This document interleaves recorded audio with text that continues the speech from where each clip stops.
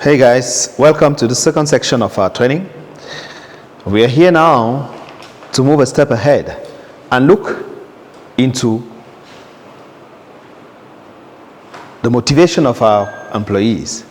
And the question here is how to encourage our staff productivity. And immediately, I would like to share the objectives of this section with you. At the end of this part, you should be able to explain the 5 levels of motivating people to work. And also for each level, you should be able to identify 1 or 2 examples. Because the section, the allocated time for us for our training is short, 15 minutes. So I won't take you through the 5 sections for you to get a whole understanding of them, but at least you'll be able to have an overview of each level of motivating an employee, and then being able to identify 1 or 2 specific actions that will help you to improve the staff productivity. I will take you through one first activity. You take your stickers as we'll post it again. From your knowledge and in your business, I would like you to put down in each post-it 1 idea of how to motivate a staff, a collaborator. Now, I will ask you to move 1 step forward. You will group your ideas into these 5 categories. You have the first category is wages and financial incentives. So you need to take another sheet of paper and draw 5 boxes.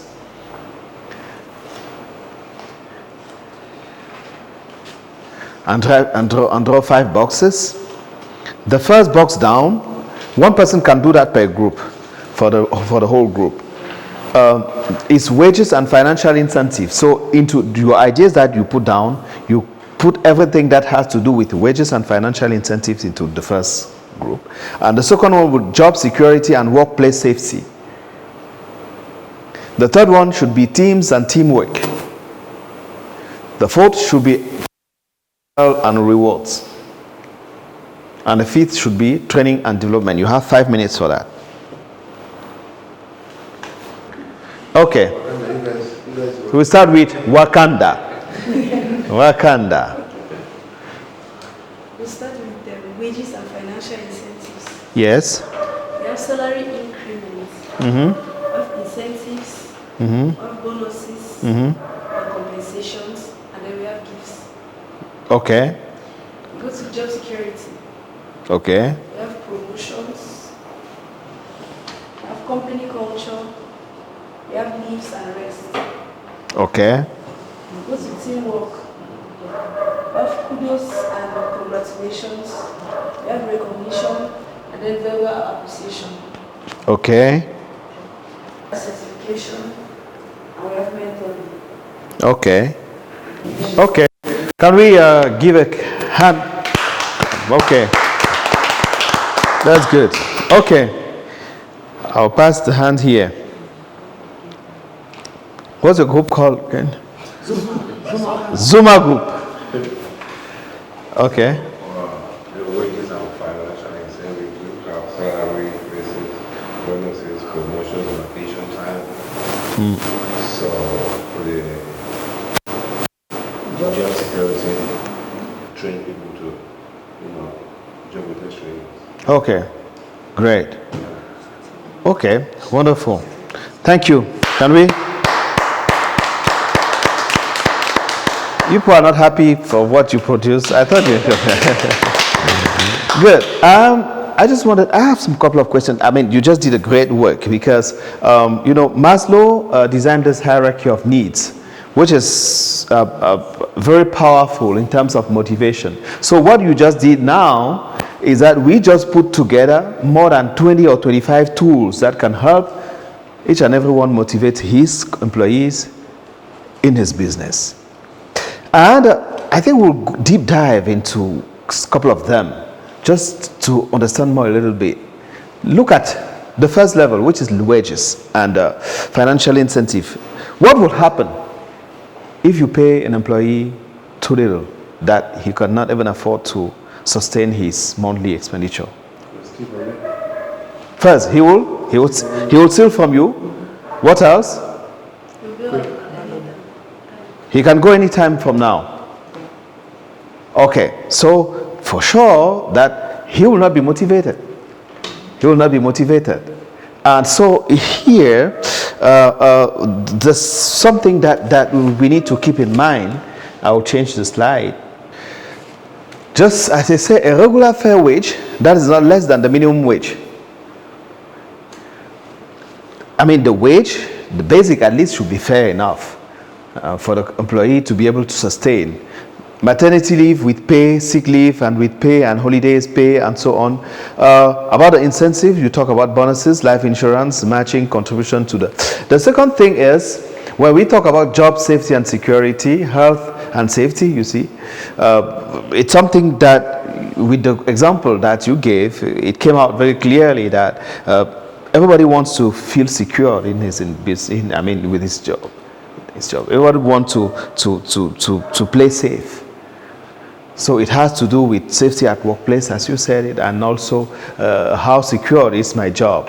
Now, coming to teamwork, I will just ask 2 or 3 questions. Look at the exercise we just did. What happened? I asked one question, is to write down whatever idea you have to motivate your employee. Everybody wrote. How many did you write down personally? Individually? Personally? 1, 2, 3, 6. Huh? 6? 6. You? Okay. Individually, averagely, we were at around 9, 10. Now, in small groups, how many did you get when you decided to put together? 14 plus 8. I mean, taking off what were coming twice and so on. How many did you get? 22. And you? 20. 20. Okay. Now, putting it all together as this team, how many did we get? Okay, maybe if we take because some of us might have come in double, taking even those double down, but we still have more than 20, more than 25, and more than 30. What lesson do you learn from this? Teamwork. Teamwork is key. Yeah. So together we produce more. That's what teamwork. Because teamwork does what? It improves coordination. It improves interaction between workers. You produce better ideas. It improves involvement. Teamwork increases productivity. Thank you for that part. The second one is, I have another question for you. Why do you think that it's necessary to assess the performance of a worker? Why?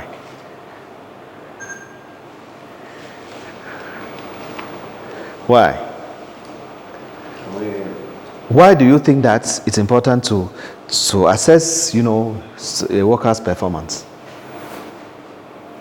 To evaluate his performance? Why do you think? Because you're trying to avoid redundancy because if people tend to do same thing every day, repetition causes redundancy. Okay. So by you assessing the worker, performance and job performance, they're directing them that, hey, this thing you're doing, you have to go this direction, you're trying to switch direction. Great.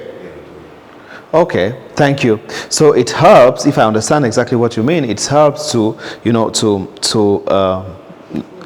monitor, and to guide the collaborator in his learning and development process, and learning, development, and productivity process. In which context can you appraise, can you assess, or can you evaluate the performance of a collaborator? At the end of the year, okay, once or twice a year, that's a yearly annual review, okay, of performances. At the end of a project, great. What else? Monthly or quarterly, that's great. To see how far it's gone, so that if there's some adjustment that has to be done, we can do the adjustment. What else? After a project, okay. That takes us down to what we call, as you are just putting, on a day-to-day basis, and that is called, how is this called? It's called feedback. You should be able to give, an ongoing feedback to your collaborator on a day-to-day basis. So my question to you is, how often do you give feedback to your collaborators? For those who have. Every day. You do mean every day? Okay. On a weekly basis? Okay. How do you track daily performance, or daily projects, or daily activities? I understand, because feedback is it's like just, appraising a specific task or a specific project, short-term activity that you confine to, that you give to a worker, and you're expecting a result, something. So when he comes back with his delivery, now, a feedback is to go through the production and tell him, okay, this is what I like, this is what you can improve, and this is what you have to keep up to, and this is how we can improve into it. You see, and here you have some tips on how to give feedback. Do it soon after the activity is possible, whether it is praise or admonition. Think before you speak. Be specific. For example, say things like, I didn't think it was proper to interrupt while the person was speaking. Be direct and try to be as helpful as possible. Without being sarcastic or negative, focus on important issue. Choose the right time, the right place, and the right words. Remain calm. We also here advise you to give feedback on poor performances. And you have also in your workbook some tips on how to do the performance review, as we said, once per year or twice a year. About training and development, of course, I saw so many things about job rotation. I saw so many things about mentoring, coaching, and which are still some specific tips to help, fostering this level of motivation from Maslow levels of employee. Why do you need to train and develop your employees? Why?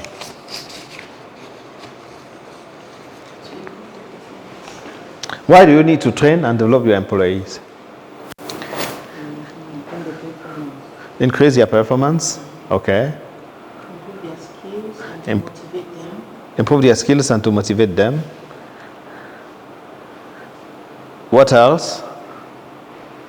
Increase training, definitely increase in production. Okay. Does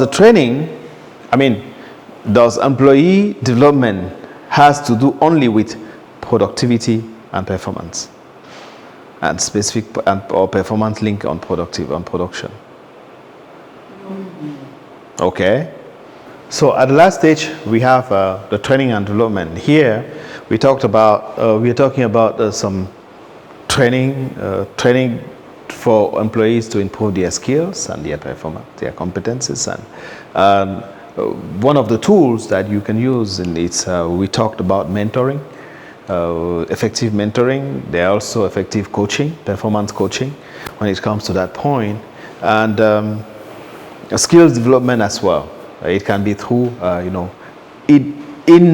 in-house training or out-house training. So thank you.